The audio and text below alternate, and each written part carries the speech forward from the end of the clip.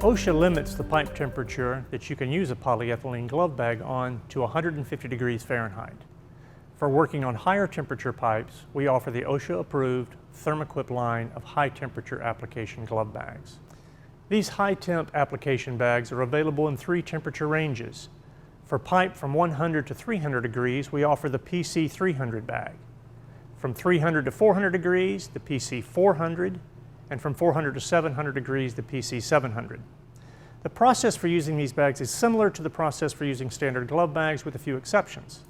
Primarily, since water cannot be used on high temperature pipe, dry removal techniques must be employed, which means that a variance must be obtained prior to initiation of this type of work.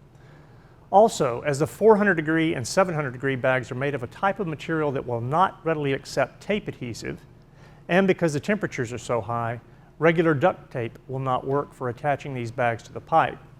Instead, straps, staples, and RTV silicone adhesive is used for attaching and sealing these bags to the work area.